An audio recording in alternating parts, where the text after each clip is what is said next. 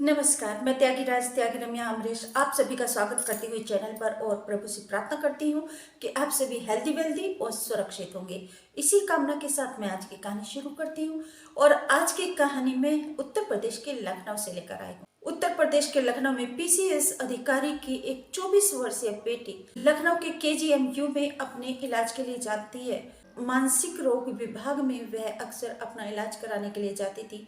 5 दिसंबर को भी वह केजीएमयू में गई थी अपने इलाज के लिए, लेकिन थोड़ा जल्दी पहुंच जाती है। डॉक्टर्स तब तक आए नहीं थे, हॉस्पिटल खुला नहीं था, मतलब डॉक्टर नहीं आए थे, तो इसलिए लड़की थोड़ा इधर उधर घूम रही थी ऐसे ही। तो वह हॉस्पिटल के सामने ही एक चाय की दुकान थी जिस पर वह अक्सर चाय पीने के लिए जाती थी जब भी हॉस्पिटल में आती थी। 5 दिसंबर को भी वह चाय की दुकान पर चाय पीने के लिए गई और चाय दुकानदार से, क्योंकि अक्सर हमेशा उसकी दुकान पर जब भी आती थी हॉस्पिटल में उसकी दुकान पर ही जाती थी चाय पीने, तो वह उसके नाम से भी परिचित थी। चाय दुकानदार का नाम था सत्यम। सत्यम की दुकान पर चाय पीने के लिए जाती है और इसी बीच उसका फोन जो है वह देखती है तो उसका फोन बंद होता है। वह परेशान हो जाती है और चाय वाले से बोलती है कि देखो भैया, मेरा फोन बंद हो गया है और मेरे मम्मी पापा मुझे कॉल कर रहे होंगे, लेकिन मेरे फोन पे तो कॉल नहीं आ रही है। ऐसा करो, मेरे फोन को चार्जिंग पे लगा दो। चाय की दुकान के सामने ही एक एम्बुलेंस खड़ी हुई थी। चाय दुकानदार लड़की के फोन को एम्बुलेंस के अंदर चार्जिंग पर लगा देता है। कहानी आगे से सुनाओ उससे पहले आप सभी से प्रार्थना करती हूँ कि प्लीज चैनल को सब्सक्राइब करके घंटे को दबा दीजिए और पर सराब कर लीजिए ताकि आपका और मेरा एक अटूट मजबूत रिश्ता बन जाए और मैं अपने इस परिवार को 10,000 सदस्यों का बनाना चाहती हूँ। तो प्लीज मेरे परिवार का सदस्य बन जाइए चैनल को सब्सक्राइब करके। कहानी में आगे बढ़ते हैं।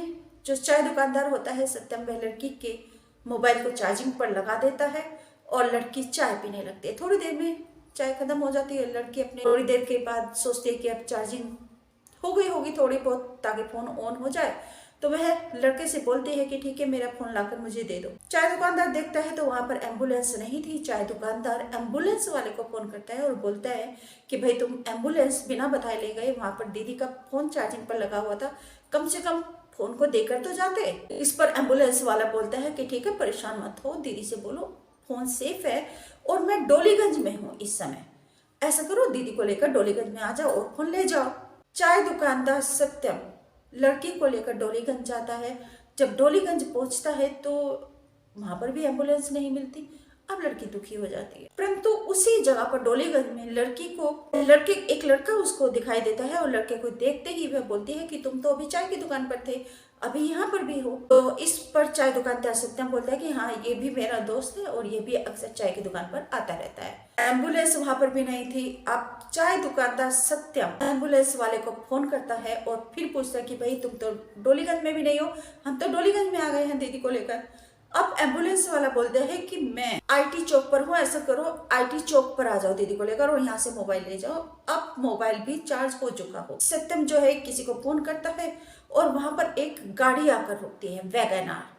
वैगनार में जो चाय दुकानदार था सत्यम, वह लड़की को बैठने के लिए कहता है और जो साथ में लड़का जो लड़का चाय की दुकान पर मिला था लड़की को, डोलीगंज में भी मिला, उसका नाम होता है असलम। असलम आलम बाजार का रहने वाला होता है और जो गाड़ी वैगनार लेकर आया था वह लड़का, उसका नाम होता है सोहेल। सोहेल भी आलम बाजार का रहने वाला होता है। चाय दुकानदार सत्यम लड़की को गाड़ी में बिठा लेता है और जो लड़का चाय की दुकान पर था डोलीगंज में भी लड़की को मिला, वह भी गाड़ी में बैठ जाता है। यानी कि अब ये तीनों लोग, सत्यम का एक दोस्त असलम और गाड़ी लेकर आने वाला सोहेल, 3 लोग होते हैं और लड़के को गाड़ी में बिठा लेते हैं और चल देते हैं आईटी चौक की तरफ। आईटी चौक की तरफ चल देते हैं, मतलब ऐसे 2 घंटे ये लोग इधर उधर घूमने फिरने में निकाल देते हैं। अब लड़की परेशान हो जाती है कि आईटी चौक पर जाते हैं तो वहां पर भी गाड़ी एम्बुलेंस की नहीं मिलती। लड़की बहुत बहुत परेशान हो जाती है, दुखी हो जाती है। इस पर सत्यम जो चाय दुकानदार है वह फिर से एम्बुलेंस वाले को फोन करता है और बोलता है कि अब हम आईटी चौक पर आ गए हैं, अब तुम यहाँ से भी गायब हो गए हो। बताओ, दीदी परेशान है, बहुत ज्यादा दुखी है, दीदी को उनका फोन कैसे मिलेगा। इस पर एम्बुलेंस वाला कहता है कि मैं बाराबांकी की तरफ जाने वाली सफेदाबाद की तरफ रोड पर हूँ, तुम आ जाओ और यहाँ से मोबाइल लेकर चले जाओ। अब तीनों लोग वैगनार को बाराबांकी को जाने वाली रोड पर सफेदाबाद की तरफ चल देते हैं, लेकिन इस तरीके से घूमते फिरते अभी 2-3 घंटे निकल चुके थे।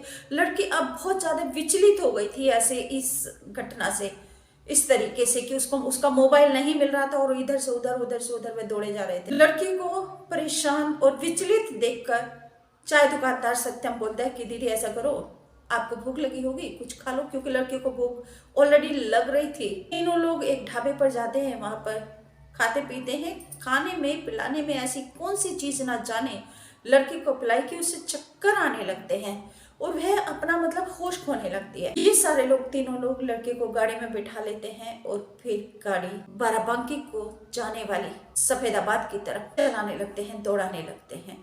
गाड़ी ऐसे ही घंटों तक 8-9-10 घंटे तक सड़कों पर दौड़ती रहती है और ये लोग उस लड़की से, बेहोश लड़की के साथ दरिंदगी कुकृत्य करते रहते हैं बारी बारी से। और जब इन लोगों का मन भर जाता है तो उस लड़की को, बेहोश लड़की को मुंशी पुलिया के पास फेंक कर फरार हो जाते हैं। और लड़की को धीरे धीरे होश आता है, वह बेचैन होती है कि उसके साथ क्या हुआ, वह अनजान थी उसके साथ क्या हुआ, बहुत दुखी थी। तो वह सीधे घर न जाकर वह अपनी सहेली के पास जाती है। सहेली से आप बीती अपनी पीड़ा बताती है। इस पर सहेली लड़की को सजेस्ट करती है, वो बताती है कि देखो, अगर तुम इस घटना को बताओगी तो लोग तरह तरह की बातें बनाएंगे, तुम्हें हमारा अपमान करेंगे और घर वालों का भी अपमान होगा, बेइज्जती होगी।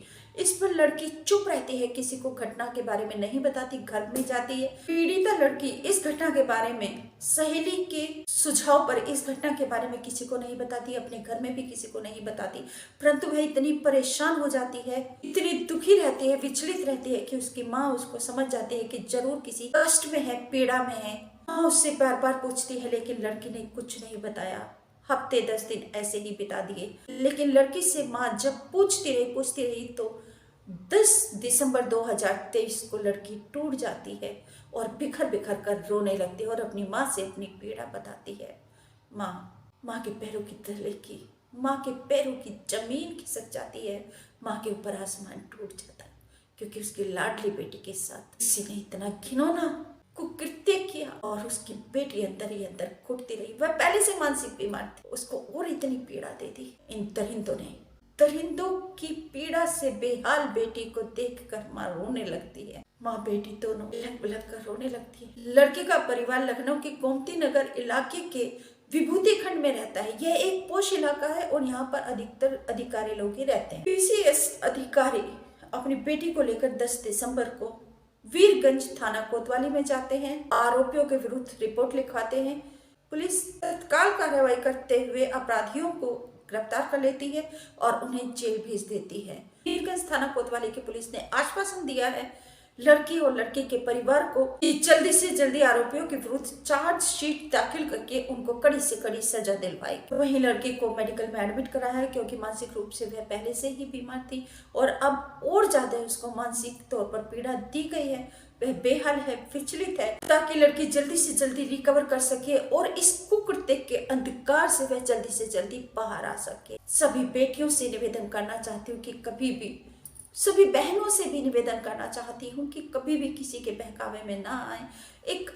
अब आपने देखा कि एक छोटा सा मोबाइल को रिचार्ज करने की सहायता का बहाना था और एक बेटी को, एक बच्ची को इतनी बड़ी पीड़ा देती, जिंदगी भर का नासूर दे दिया दरिंदों ने। तो इसलिए किसी से भी सहायता लेते हैं तो आप सावधानी से सहायता लें, सुरक्षित रहें, ताकि और किसी के बहकावे में ना आए। और सभी माता बहनों से भी प्रार्थना करती हूँ कि प्लीज अपने बच्चों को पहचानिए। अगर वो संकट में, अगर वो आपसे अपनी पीड़ा नहीं बता रहे हैं तो उनकी पीड़ा को समझने की कोशिश कीजिए और उनके साथ दुर्व्यवहार मत कीजिए।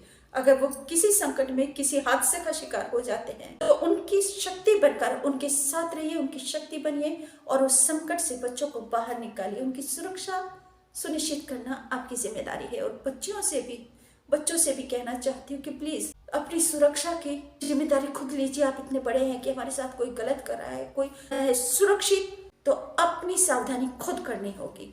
नमस्कार, थैंक यू। आपसे पुनः निवेदन करती हूँ कि चैनल को अगर आपने सब्सक्राइब नहीं किया तो प्लीज चैनल को सब्सक्राइब करके घंटे को दबा दीजिए, ऑल पर सेलेक्ट कर लीजिए। नमस्कार, थैंक यू।